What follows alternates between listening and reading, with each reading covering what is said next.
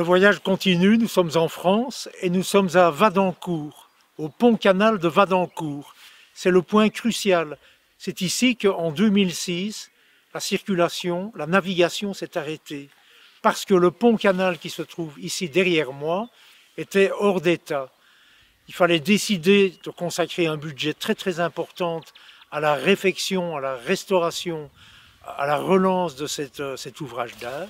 C'était fait après des années d'études, de travail, de palabres. L'Oise passera en dessous, par le pont, au niveau inférieur, et la Sambre passe au-dessus du pont. Vous voyez, c'est une intersection assez extraordinaire, ce qui fait que ce chantier a été très complexe. Vous allez entendre bientôt l'ingénieur en génie civil, M. Dronnier, qui a dirigé ce grand chantier. Ce chantier sera terminé pour juin 2021 pour la reprise de la navigation entre la Belgique et la France. Et ensuite, Madame Hazebrouck de réussir notre Sambre nous dira que l'esprit qui a permis à toutes les 55 communes et villes qui jalonnent le parcours de la Sambre en France de s'unir autour du Val de Sambre pour rendre vie à la rivière, mais aussi au terroir de la rivière. J'ajouterai encore que Stevenson est passé par ici et nous suivons la route de Stevenson. Voilà un Inland Voyage, son livre, et son livre parle notamment de cet endroit-ci. Un endroit bucolique, un endroit de bocage, un endroit de petit village, un endroit qui a un très grand charme, qui mérite d'être découvert à pied, à vélo, en bateau, comme on veut. En tout cas, ici, on découvre l'aventure à proximité de chez soi. On n'est pas loin, on est près de tout, mais on est quand même dans l'ailleurs. Nous sommes à Wadencourt, au pont-canal de Wadencourt.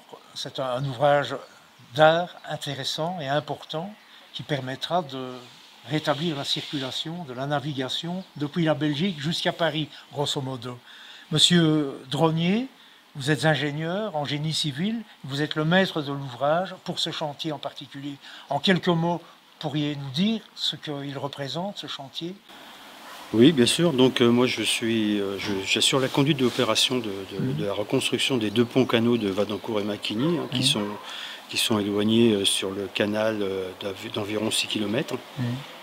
L'opération générale dont VNF a la charge comprend également la reconstruction la réparation de 25 écluses et le dragage de tout l'itinéraire pour la remise en service du canal, mais également la reconstruction de ces deux ponts-canaux.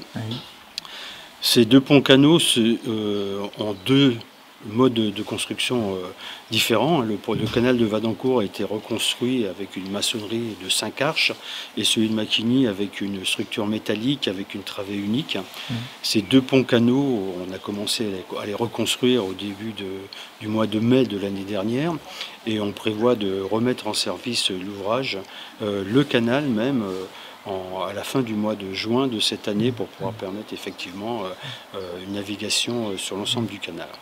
Voilà, donc c'est une opération qui a été cofinancée par la région des Hauts-de-France et le département de l'Aisne et qui comprend également en termes d'intérêt, je dirais, technique, parce qu'en fait, ce ne sont pas des travaux que l'on aborde souvent dans nos métiers.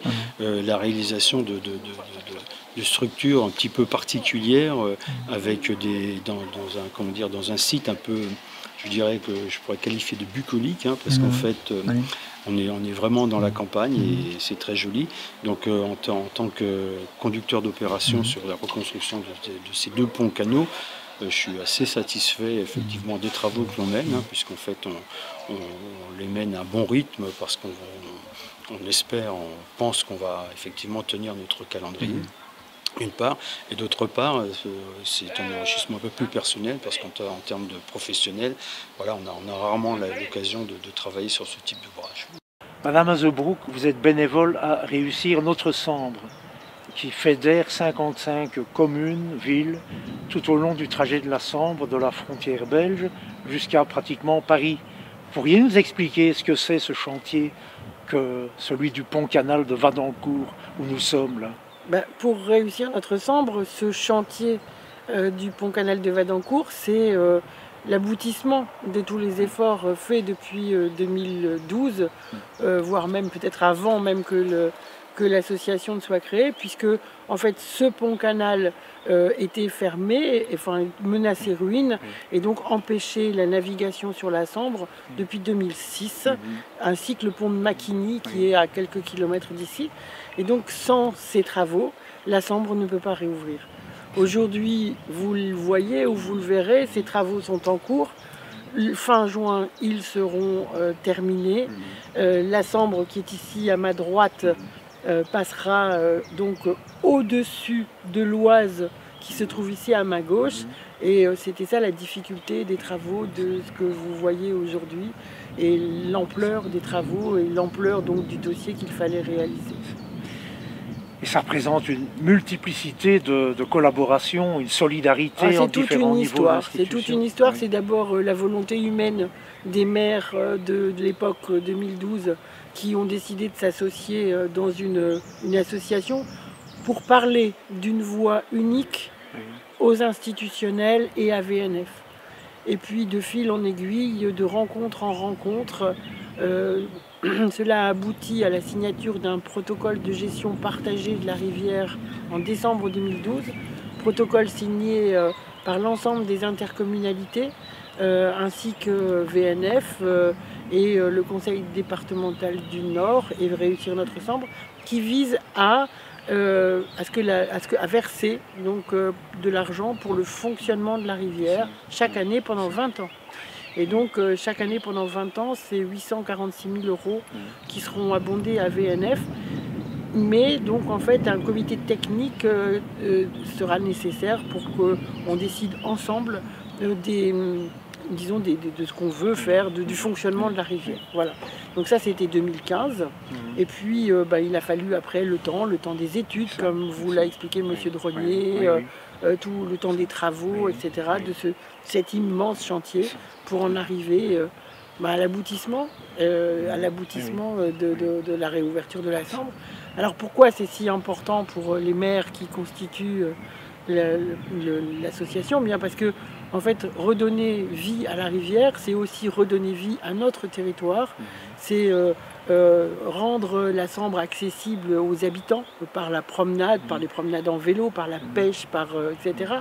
C'est aussi attirer un public de touristes, qu'ils soient plaisanciers ou qu'ils soient aussi au travers des vélos, des chemins, des véloroutes voies vertes, ou bien aussi simplement des touristes qui viennent passer quelque temps dans la région, parce que nous avons en Sambre et le long de la Sambre une magnifique rivière avec de magnifiques paysages, magnifiques bocages. Je dis toujours que à chaque fois qu'on regarde autour de soi, quand on est sur la Sambre, il y a toujours une église quelque part dans le petit village. Il y a une biodiversité, il y a un accueil digne du Nord, et toutes ces choses qui vont permettre d'être développées autour de la réouverture de la Sambre et de sa dynamique touristique. Vous êtes en contact avec la Belgique pour éventuellement faire qu'il y ait une sorte de contagion de cet esprit, de cet enthousiasme? Mais bien sûr, puisque en fait, ce sont bien les plaisanciers belges et les plaisanciers néerlandais qui empruntent la rivière pour aller dans les canaux français.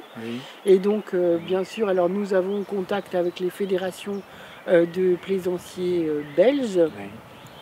Nous avons renoué également contact avec les bourgmestres mouillés de la rivière jusqu'à Namur, et donc tout particulièrement Thoin, Lobe, Charleroi un peu, enfin voilà, et puis on sent que vous êtes là, vous, donc vous êtes intéressés à notre image. D'autres suivront, on a déjà eu des contacts, et je pense que c'est un produit dont les plaisanciers belges et les Belges ont besoin, et que donc ça va revenir naturellement. Parce qu'il faut savoir quand même qu'il y avait 870 bateaux qui passaient sur la rivière Sambre avant la fermeture en 2006, ce qui faisait de la Sambre la plus grosse rivière du Nord-Pas-de-Calais. Donc voilà. Donc on espère que maintenant, avec les travaux de la réouverture, avec les aménagements qui vont se faire plus ou moins au long de la rivière, maisons éclusières, chemin de halage en meilleure forme, etc., accueil de bateaux, etc., tout ce qu'on va pouvoir faire. On espère qu'on pourra recevoir 1000, 1200, pourquoi pas 1500, et beaucoup de touristes sur nos chemins de halage et à 5-10 km autour de notre rivière.